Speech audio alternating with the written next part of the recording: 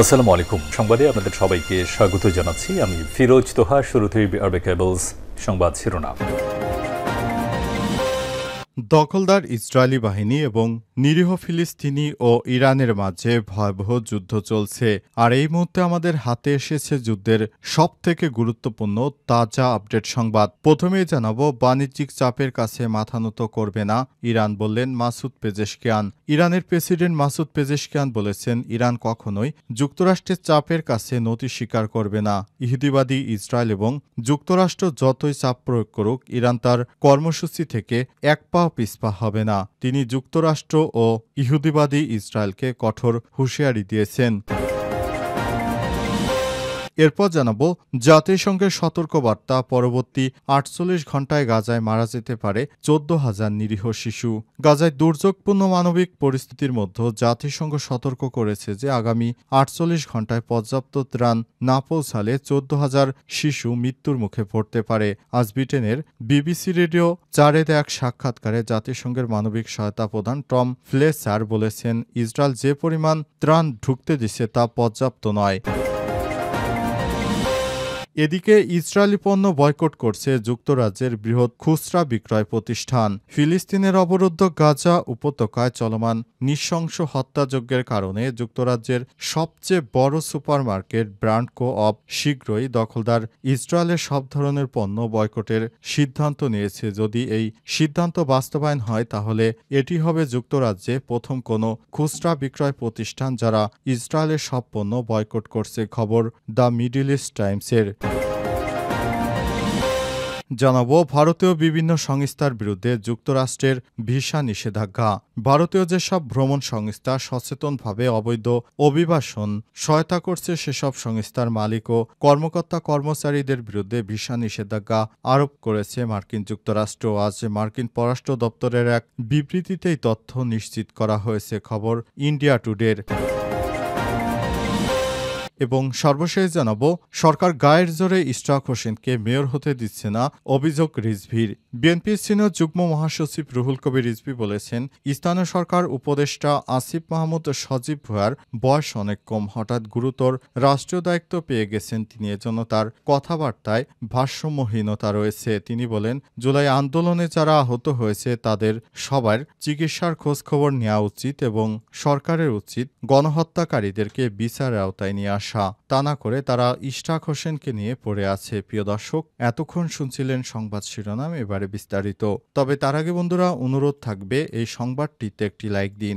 এই চ্যানেলে আপনি নতুন হয়ে থাকলে আমাদের সংবাদটি দেখতে দেখতে চ্যানেলটি সাবস্ক্রাইব করে রাখুন। কমেন্ট করে বন্ধুরা আপনার মূল্যবান মতামত জানিয়ে দিন আপনি বিশ্বের কোন দেশ থেকে বা বাংলাদেশের কোন স্থান থেকে আমাদের সংবাদটি দেখছেন এবং শুনছেন। আর বন্ধুরা, গাজা যুদ্ধে আপনি যদি নিরীহ ফিলিস্তিনিদের ভালোবেসে থাকেন, কমেন্টে ইয়েস লিখে বিশ্ববাসীকে জানিয়ে দিন। সংবাদটি আপনার সোশ্যাল মিডিয়া ফেসবুকে বন্ধুদের মাঝেও শেয়ার করে দিন। এবারে বিস্তারিত।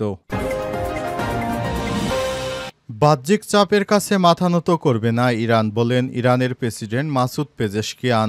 ইরানের প্রেসিডেন্ট মাসুদ পেজেশকিয়ান বলেছেন, ইরান কখনোই বাহ্যিক চাপের কাছে নতি স্বীকার করবে না এবং দেশটির নাগরিকরাও পরমাণু শক্তির শান্তিপূর্ণ ব্যবহারের উপকার থেকে বঞ্চিত হবে না, এমনটাই দাবি করেছেন ইরানের প্রেসিডেন্ট মাসুদ পেজেশকিয়ান। আজ ইরানের রাষ্ট্রীয় গণমাধ্যম ইরনার এক প্রতিবেদনে তথ্য জানা গেছে। পেজেশকিয়ান আরও বলেছেন, ইরানের পরমাণু প্রযুক্তির স্বাস্থ্যসেবা, কৃষি ও শিল্প খাতে শান্তিপূর্ণ প্রক্রিয়ায় ব্যবহার করা যাবে যাতে নাগরিকরা উপকৃত হন। এক্ষেত্রে বাইরের কোনো শক্তির কাছ থেকে আসা চাপ কখনোই প্রভাব ফেলবে না। আজ ইরানের তেহরানে ইরাকের উপপ্রধানমন্ত্রী ও পররাষ্ট্রমন্ত্রীর দ্বৈত দায়িত্বে থাকা ফুয়াদ হোসেনের সঙ্গে বৈঠকেই মন্তব্য করেছেন তিনি। ইরান যুক্তরাষ্ট্রের পরোক্ষ আলোচনার দিকে ইঙ্গিত করে পেজেশকিয়ান উল্লেখ করে বলেছেন, মার্কিন সরকার ইরানের পরমাণু কর্মসূচি নিয়ে প্রকৃত অর্থেই উদ্বিগ্ন এবং সেই উদ্বেগ দূর করার জন্য সব ধরনের সহযোগিতা করতে তেহরান প্রস্তুত। তিনি আরও বলেছেন, ইরান চাপের মুখে নতি স্বীকার করবে না এবং দেশটি শান্তিপূর্ণ ব্যবহারের উদ্দেশ্যে স্বাস্থ্য, চিকিৎসা, কৃষি খাতে পরমাণু প্রযুক্তির উন্নয়ন অব্যাহত রাখবে। যুক্তরাষ্ট্র যতই চাপ দেখ না কেন, সব প্রযুক্তি ইরান তার লাভের জন্যই ব্যবহার করবে। পারমাণবিক কর্মসূচি থেকে তারা ফিরে আসবে না। ইরান ইরাকের পারস্পরিক সহযোগিতার প্রশ্নে পেজেশকিয়ান আরও বলেছেন, দুই দেশ বাণিজ্য, শিল্প, স্বাস্থ্যসেবা, বৈজ্ঞানিক গবেষণায় অংশীদারিত্ব শুরু করতে যাচ্ছে। এতে দুই দেশের জনগণই উপকৃত হবে। জাতিসংঘের সতর্কবার্তা, পরবর্তী ৪৮ ঘণ্টায় গাজায় মারা যেতে পারে ১৪,০০০ শিশু। গাজায় দুর্যোগপূর্ণ মানবিক পরিস্থিতির মধ্যে জাতিসংঘ সতর্ক করেছে যে আগামী ৪৮ ঘণ্টার মধ্যে পর্যাপ্ত ত্রাণ না পৌঁছালে প্রায় ১৪,০০০ শিশু মৃত্যুর মুখে পড়তে পারে। ব্রিটেনের BBC রেডিও 4-এ দেয়া এক সাক্ষাৎকারে জাতিসংঘের মানবিক সহায়তা প্রধান টম ক্রেচার বলেছেন, ইসরায়েল যে পরিমাণ ত্রাণ ঢুকতে দিচ্ছে তা অত্যন্ত অপ্রতুল এবং গাজায় চলমান দুর্ভিক্ষ মোকাবেলায় এটা যথেষ্ট নয়। প্রায় ৮৩ দিন পর গাজায় মাত্র ৫ ট্রাক ত্রাণ ঢুকতে দিয়েছে ইসরায়েলি বাহিনী। এ অবস্থায় গাজায় এত মানুষের ২৪ লক্ষ মানুষের জন্য মাত্র ৫ ট্রাক ত্রাণ, এটি হচ্ছে তামাশা ছাড়ার কিছুই নয়। এত মানুষের এত সীমিত পরিমাণ ত্রাণ দিয়ে তাদের কোনো চাহিদাই পূরণ হবে না, বরং আরও তাদের মধ্যে এখন থেকে অনেক বেশি ক্ষুধা আরও বেড়ে যাবে। কারণ দীর্ঘদিন ধরে মানুষ না খেতে পেরে এখন যে খাবার পাচ্ছে তাতে করে তাদের কোনোভাবেই জীবন চলার মতো কোনো প্রয়োজনীয় খাদ্য নেই। সেখানে এ অবস্থা যদি চলতে থাকে তাহলে নিরীহ ফিলিস্তিনিরা সেখানে আরও দলে দলে মারা যাবে। কিন্তু ইহুদিবাদী ইসরায়েলের প্রধানমন্ত্রী কট্টরপন্থী নেতানিয়াহু তিনি এই হামলা চালানোর যে নির্দেশ দিয়েছেন সেটি এখনও অব্যাহত রেখেছে। তাহলে সাধারণ মানুষ সেখানে বাঁচবে কিভাবে? তাই নতুন করে আমেরিকার দেশসহ ইউরোপের ৩ দেশ ইসরায়েলকে কঠোর বার্তা দিয়েছে, যদি পর্যাপ্ত ত্রাণ প্রবেশ করতে দেয়া না হয় তাহলে সব ধরনের সম্পর্ক ইসরায়েলের সাথে ছিন্ন করবে এবং ইসরায়েলের বিরুদ্ধে সামরিক ব্যবস্থা গ্রহণ করবে এই শক্তিশালী ৩ রাষ্ট্র। এর মধ্যে অন্যতম শক্তিধর রাষ্ট্র হচ্ছে রাশিয়া। তারা সরাসরি দখলদার ইসরায়েলকে হুমকি দিয়ে বলেছে গাজায় পর্যাপ্ত ত্রাণ ঢুকতে দিতে হবে, তা না হলে তারা নেতানিয়াহুর বিরুদ্ধে প্রয়োজনীয় পদক্ষেপ নেবে। ইসরায়েলি পণ্য বয়কট করছে যুক্তরাজ্যের বৃহৎ খুচরা বিক্রয় প্রতিষ্ঠান। ফিলিস্তিনে অবরুদ্ধ গাজা উপত্যকায় চলমান নৃশংস হত্যাযজ্ঞের কারণে যুক্তরাজ্যের সবথেকে বড় সুপার ব্র্যান্ড কো-অপ শীঘ্রই দখলদার ইসরায়েলের সব ধরনের পণ্য বয়কটের সিদ্ধান্ত নিয়েছে। যদি এই সিদ্ধান্ত বাস্তবায়ন হয় তাহলে এটি হবে যুক্তরাজ্যের প্রথম কোনো খুচরা বিক্রেতা প্রতিষ্ঠান যারা ইসরায়েলের সব পণ্য বয়কট করছে। খবর মিডল ইস্ট মনিটরের। গত শনিবার কো-অপের বার্ষিক সভায় প্রস্তাবটি বিপুল সমর্থন পায়। প্রতিষ্ঠানটির ৭৩% কর্মী এই প্রস্তাবের পক্ষে ভোট দেন। এতে বোর্ডকে ইসরায়েলের সঙ্গে সব ধরনের বাণিজ্য বন্ধ করার মাধ্যমে নৈতিক সাহস ও নেতৃত্ব প্রদর্শনের আহ্বান জানানো হয়। সদস্যদের ভাষায় এটি গাজার উপর ইসরায়েলের ধ্বংসযজ্ঞ এর বিরুদ্ধে একটি জবাবদিহিমূলক পদক্ষেপ। প্রস্তাবটি বাধ্যতামূলক না হলেও প্রতিষ্ঠানটির এক মুখপাত্র জানান, আমার প্রতিনিয়ত আমাদের নীতিমালাগুলো পর্যালোচনা করি। এটা আমরা সব সময় করে থাকি যাতে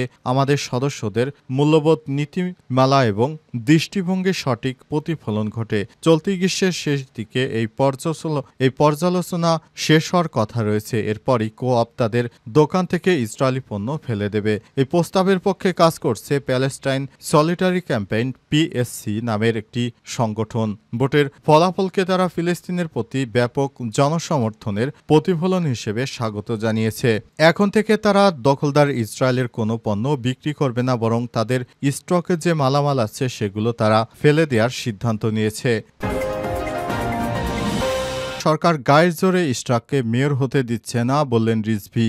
বিএনপি সিনিয়র যুগ্ম মহাসচিব রুহুল কবির রিজভী বলেছেন, স্থানীয় সরকার উপদেষ্টা আসিফ মাহমুদ সজীব ভুঁইয়ার বয়স অনেক কম, হঠাৎ গুরুতর রাষ্ট্রীয় দায়িত্ব পেয়ে গেছে, এজন্য তার কথাবার্তায় ভারসাম্যহীনতা রয়েছে। আজ খিলক্ষেতে জুলাই গণ অভ্যুত্থানে আহত রাকিবুল হাসানকে দেখতে গিয়ে সাংবাদিকদের প্রশ্নের জবাবে সব কথা বলেন রিজভী। আজ খিলক্ষেত জুলাই গণ অভ্যুত্থানে রিজভী আরও বলেছেন, আদালতের রায় ঘোষণার পরও ইশরাককে শপথ নিতে দেওয়া হচ্ছে না। এখানে অন্তর্বর্তীকালীন সরকার গায়ের জোর খাটাচ্ছে বলে অভিযোগ করেন তিনি। প্রশ্ন রাখেন, চট্টগ্রামে ডক্টর শাহাদাত মেয়র হতে পারলে ইশরাক কি দোষ করলো, অর্থাৎ সরকার গায়ের জোরে ইশরাককে মেয়র হতে দিচ্ছে না। তিনি আরও বলেছেন, ২৪-এর গণ অভ্যুত্থানে প্রকৃত অপরাধীদের এখনও বিচারে মুখোমুখি করা হয়নি। কাজের চাইতেও অকাজ বেশি করছে অন্তর্বর্তীকালীন সরকার। সম্প্রতি আন্দোলনে পুলিশের ভূমিকা নিয়ে রিজভী বলেছেন, বিশ্ববিদ্যালয় শিক্ষক শিক্ষকরা যখন আবাসনের দাবিতে যমুনার সামনে যান তখন তাদের অসম্মান করা হয়, পুলিশকে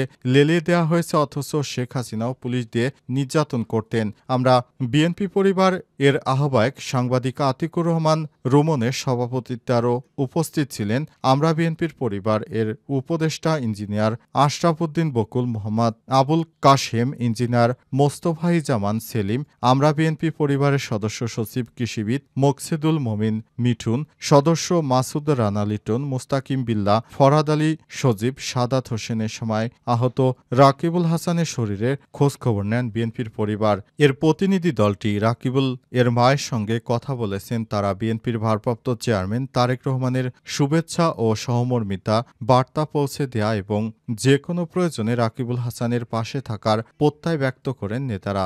সাক্ষাৎ অনুষ্ঠানের উপস্থিত ছিলেন জাতীয়তাবাদী স্বেচ্ছাসেবক দলের সহসভাপতি ডক্টর জাহিদ, ছাত্রদলের কেন্দ্র কমিটির সহসভাপতি হাবিবুল বাশার, যুগ্ম সম্পাদক হোসেন নাহিয়ান সজীব, ছাত্রদল নেতা মশিউর রহমান মহান, আবদুল্লাহ আল মিসবাহ সহ স্থানীয় বিএনপি এবং অঙ্গ সংগঠনের নেতৃত্ববৃন্দরা।